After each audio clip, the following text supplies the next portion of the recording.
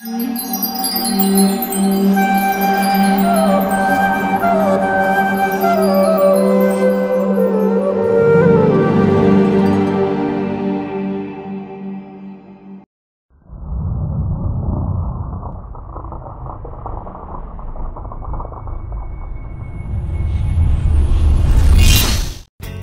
Krishna, welcome to our show Ask the Hare Krishna.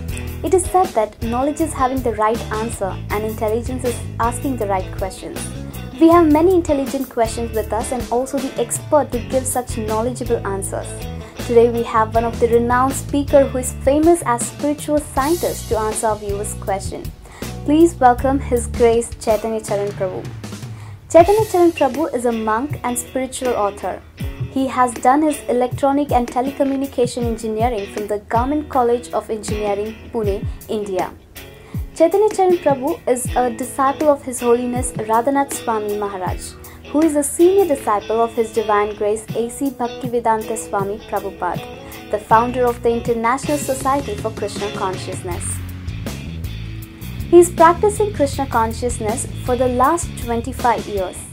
He is a member of ISKCON's leading intellectual body, the Shastric Advisory Council, and is the associate editor of ISKCON's global magazine Back to Godhead. He is the author of the world's only Gita daily feature, wherein he writes daily a 300-word inspirational reflection on a verse from the Bhagavad Gita. Till now, he had written over 1700 Gita meditations that are posted on GitaDaily.com and are read through daily feeds by thousands from all over the world.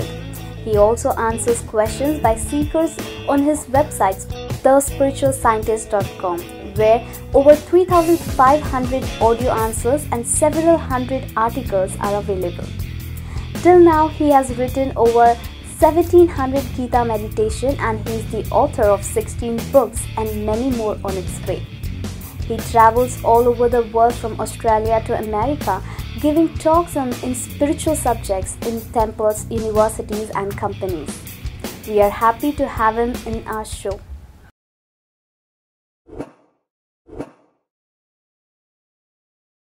Mr. Rakesh Gudla, working as a software developer in Hyderabad, had asked these questions in the series Understanding Karma by Analyzing Mahabharata. Hare Krishna Prabhu, I am Rakesh Gudla from Hyderabad. One more question about free will. About free will, I don't think it's free will, it's free, rather than just an illusion. I have heard in your lectures about, I'm talking to Chaitanya Charan Prabhu, I heard in your lectures that Dhritarashtra had a choice to stop the war since he is the king, but still he did not do because of his blind love towards his son Duryodhana. My question is, if the war would have not happened, then how will Krishna can speak about Bhagavad Gita? Second question, if Krishna has already planned about the war even before it was started, since it was his Leela, then what free will does Dhritarashtra had? He was just acting as per Krishna's plan. So how can you blame Dhritarashtra and his free will? Third question, if the modes of nature are acting upon Dhritarashtra and forced him to take the decision according to the best of his knowledge based on the time, how can you say that his free will has? How can you say that it is his free will and he was completely acting on the modes of nature? So I think what you're talking about free will is not free, rather than just an illusion. Very good.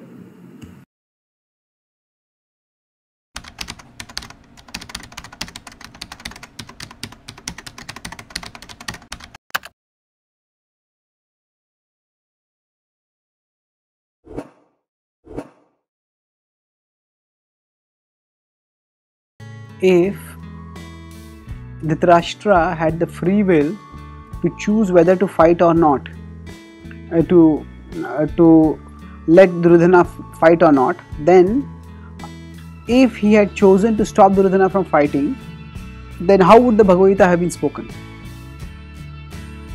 Answer: the Bhagavad Gita is a timeless wisdom. In the Bhagavad Gita itself, it is said that Krishna had given this knowledge earlier to the sun god. Imam vivasvate yogam proktavanaham avne. So what was spoken in the past was again spoken at this particular time. The essential message of the Gita is actually co-eternal with creation.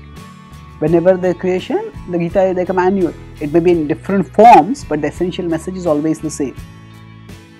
So now this was a particular circumstance when Krishna spoke the Gita. So that way, if we start tracing backwards, if this person had not done this, if this person had not done this, then we can always go backwards and look at eventualities in whichever way we want. So if Bhishma had not taken a vow to stay unmarried, then Bhishma could have had his own child, and then so much of the complications could have been avoided. The Lord's Leela happens in a particular way. Now that does not mean necessarily that the characters are like puppets. All that it means is that people use their free will in a particular way, and whatever happens, however people use their free will, Krishna is expert enough to use their free will to utilize their particular way of using their free will in His service. That means that's like expert boatman. This person, they may catch the winds when it's flowing in a particular direction, and then they will take the waves and they will move along that way. But if the waves are moving in opposite direction, still the expert boatman will know how to steer the wave in a way that you can keep moving in the right direction. So sometimes some people will act according to Krishna's will. That means they are furthering Krishna's plan by doing what Krishna wants them to do, which is according to Krishna's will. Sometimes some people may act against Krishna's will, like Duryodhana did when Duryodhana refused Krishna's proposal of peace, as Dhritarashtra did when he rejected Vyasadev's advice. Krishna is so expert that even when people misuse their free will and act against him, Krishna can expertly use even that in his overall plan. So yes, Krishna uses everyone in his plan, but some people do it voluntarily and positively, some people do it involuntarily and negatively.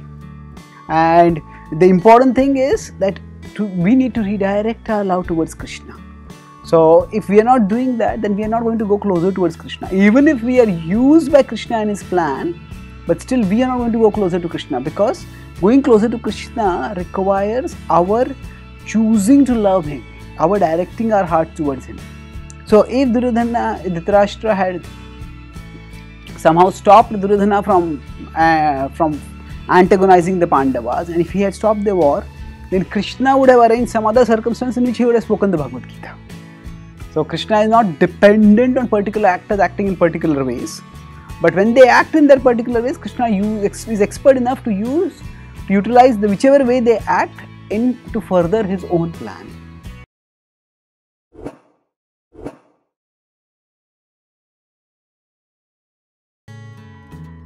Dhritarashtra was forced by the modes of material nature to think and act in a particular way, which is to support Duryodhana. Then why is he considered to be responsible? If the modes are forcing him to act, then why is he considered to be blamed? Answer: the modes impel us, they don't compel us. That means the modes push us to act in particular ways, but we have the capacity to counter push.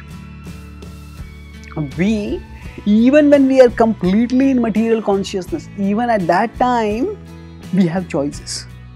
So the choice may be limited in the sense that we can choose whether to act in goodness or in passion or in ignorance. Even if somebody is totally stupid in ignorance. So even a person is a compulsive alcoholic, they can't give up alcohol, but they may still be able to choose. Should I drink whiskey or should I drink beer? Somebody is a TV addict, but still they can choose, should I watch this program or should I watch that program? Somebody may be compulsive eater, but should I eat this item or should I eat that item? We all have free will, and now the more we come under the influence of the lower modes, the scope of our free will decreases. That means a person goodness can choose whether I should drink water or I should drink some herbal tea or I should drink some other healthy beverage. So they have a wide variety of choices within which they can choose. The person in the mode of ignorance, the scope of their free will is substantially reduced. They cannot choose, should I drink whiskey or should I drink beer? But they can't choose anything beyond that. So our free will is never taken away. But if we have repeatedly misused our free will, we have repeatedly acted according to the lower modes, then the scope gets decreased. But even within the decreased scope, we have choice. So the modes impel us. That means they push us in particular directions, but they don't compel us. We have the capacity to counter push. And the more we take shelter of Krishna through studying scripture, through chanting his holy names, through seeking guidance from his devotees, to getting inspiration from those devoted to him, the more our power to counter push increases. That is what it means, that we can resist our conditionings. So Dhritarashtra, the modes influenced him to think in a particular way, but he had so many opportunities to think in another way. But he chose not to think in that way, and that was his mistake. So yes, certain choices may come and they may allure us very forcefully. Just like in a computer, sometimes the default program opens up, and when it opens up, it says, do you want to continue, yes or no? So now, normally the option would be, say, default option is no, and we have to go and click yes, so therefore it opens. But in some cases, the default option is yes, and it will open within 15 seconds if we don't click no. So like that, when we have repeatedly done certain things, then doing that thing again becomes a default option. Unless we check ourselves, it will get done. But still we have the capacity to check ourselves. And so we always have free will. Dhritarashtra also had free will. The scope might have been limited, but he could have used that limited scope of free will properly, and then that scope would have expanded. Because he refused utterly to use his free will properly, that's why he is considered responsible.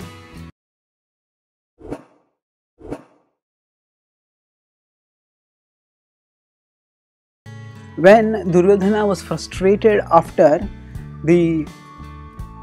being defeated by the Gandharvas, and after he had been released by Arjuna and by Bhima and Arjuna, he felt so humiliated that he wanted to commit suicide. But then there was a celestial intervention. He heard Akashvani, and then he was told that he is the incarnation of Kali and that he is being brought to this world for fighting. Therefore, he again chose to fight. So here again, does Duryodhana have free will? No, he wanted to commit suicide, but he was forced to live. No, Duryodhana was not forced to live. Duryodhana chose to live. It was out of frustration, thinking that I will never be able to defeat the Pandavas, and that I have been humiliated so much in front of those whom I wanted to humiliate. So what is the point of my life? Out of that immense frustration, he wanted to commit suicide. But when he heard from the Danavas that they had performed austerity so that he would be born on the earth, and that they would be empowering him, and that they would be assisting him in the Kurukshetra war, then he felt that his frustration had been premature, that there was still hope for him to become the ruler of the whole world. And so he overcame his frustration by that hope given by the Danavas, and he chose to fight. So it was not that he was forced. He had choice. He even had the choice not to commit suicide, because he could have just neglected that humiliation and continued on. But he chose to commit suicide, and when he was committing suicide, if you understand the purpose was not that he really wanted to commit suicide. He was just frustrated, thinking that my life is pointless if I can't defeat the Pandavas. But then when he got the hope that yes, I can defeat the Pandavas if I just do this, then he got that impetus once again, and he decided to fight.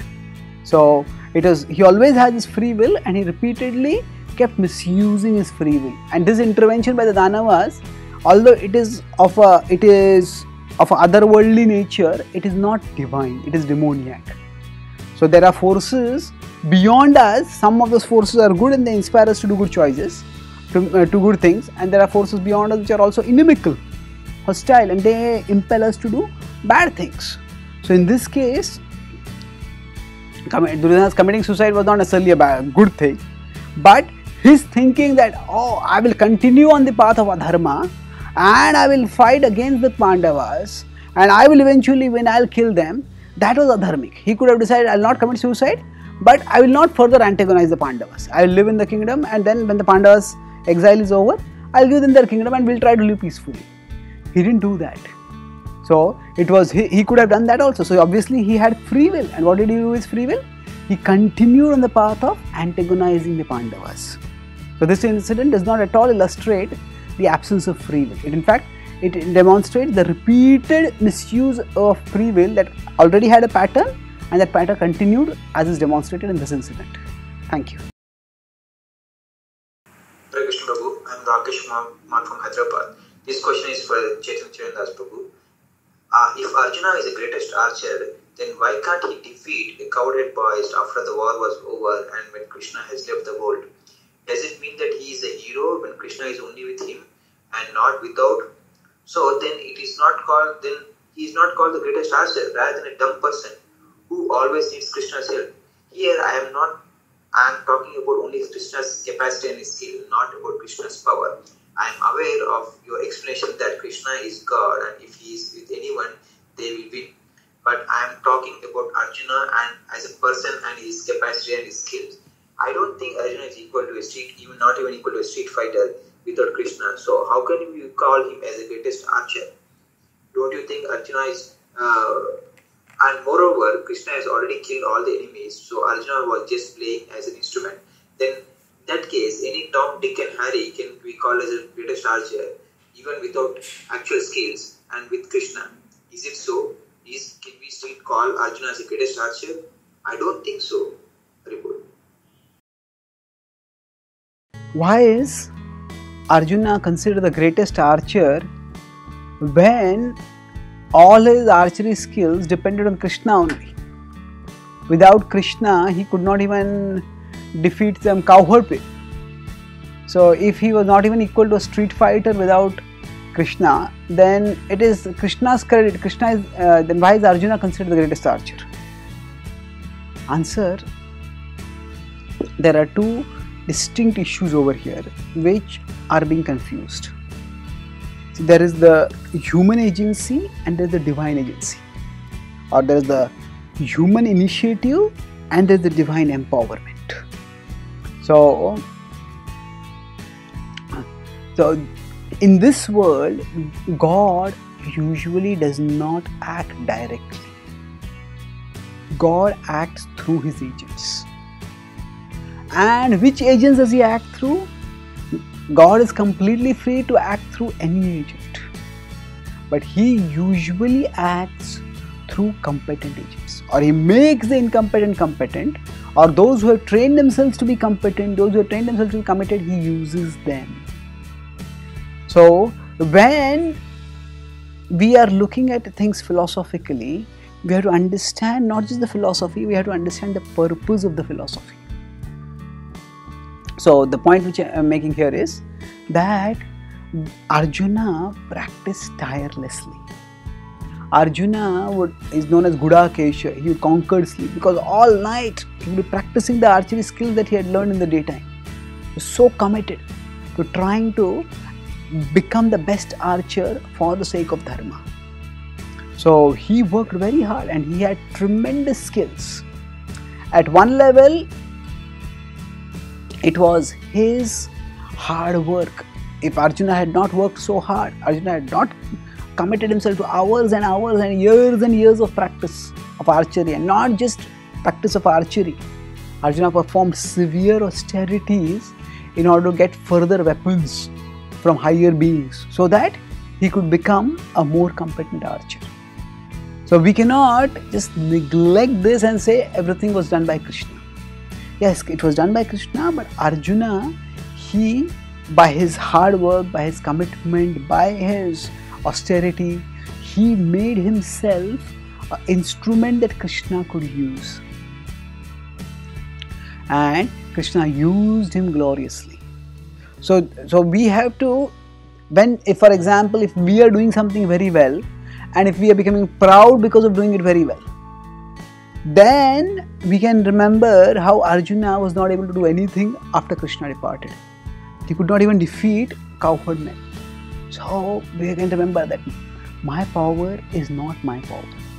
It is actually coming from Krishna. Whatever I am able to do, it is Krishna's gift to me. So that way, when we tend to become proud, we can maintain humility by remembering that whatever it is that we are able to do, which is making us proud, that we wouldn't be able to do without Krishna's mercy. So let's focus on Krishna and be conscious of Krishna as glories, not our own glories. At the same time, when we are dealing with others, if somebody is excelling, we do see the hand of Krishna over there. It is Krishna who is acting with this person. This person is speaking so well, this person is singing so well. It is Krishna who is empowering them. But that person has also worked hard. So there is, in every action that we do, there is a divine empowerment and there is a human agency. So both have to be acknowledged. To acknowledge only the human agency and not acknowledge the divine empowerment, that is a materialistic vision. But to acknowledge only the divine agency and not the human agent, that is being impersonal. Because that particular person has also worked hard. So at one level in the Bhagavad Gita, Krishna tells Arjuna that whoever thinks that I am the doer, they are an illusion. Prakrite kriyamanani gunai karmani sarvasha. Ahankara vimudatma kartaham iti manyate. Says those who think that I am the doer, they are simply deluded by ahankara, by ignorance, by arrogance. But then, at the end of the Bhagavad Gita, what does Krishna tell Arjuna? Now you do as you desire. Yatha ichchasitha kuru. So if to think that one is a doer is itself an illusion, then why is Krishna telling Arjuna Yatha ichchasitha kuru? 18.63. And then what does Arjuna say at the end, 18.73? Is Karishye vachanam tava. I will do your will. So at this point, Arjuna is saying all my doubts have gone. And if all his doubts are gone, his illusions are gone, then why is he saying, I will do your will? Is he in illusion thinking that I am the doer? No. Actually, in 18.16 in the Bhagavad Gita, Krishna resolves this by saying that, what is the illusion? Tatraivam sati kartaram atmanam kevalam tuya pashyatya krutabuddhitvan nasa pashyati durmatihi. To think that atmanam kevalam tuya, to think that I alone am the doer, that is the illusion. To think that I alone am the doer, that is the illusion. So we are the doers, but we are not the sole doers. We are able to do when Krishna empowers us to do. So in all activities, we need to see both the human agent and the divine empowerment.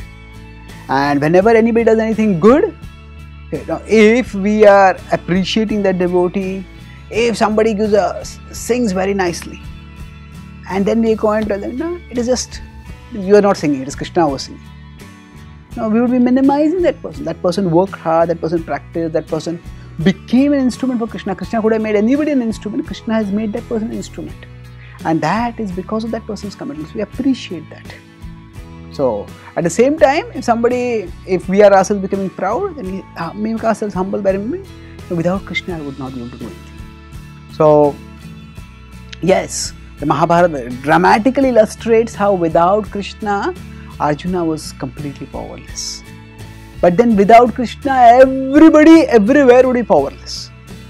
So then there would be nobody who would be the greatest archer, nobody would be the greatest singer, there would be nobody capable of any kind of greatness.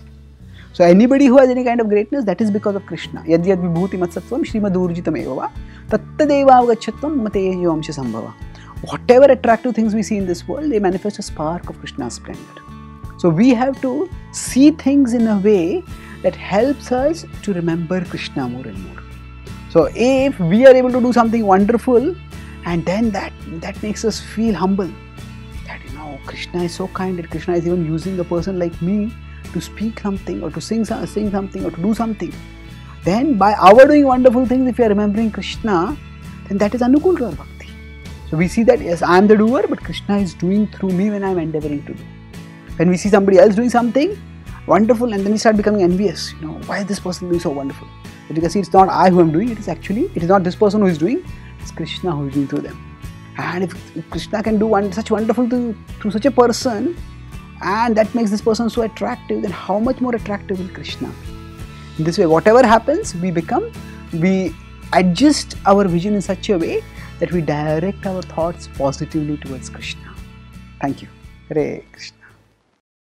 Thank you for watching our show Ask Hare Krishna. If you have any spiritual questions, then kindly send your question as audio or video clips by WhatsApp to 9987060606, or you can even mail us at askhktv@gmail.com. Thank you very much. Hare Krishna.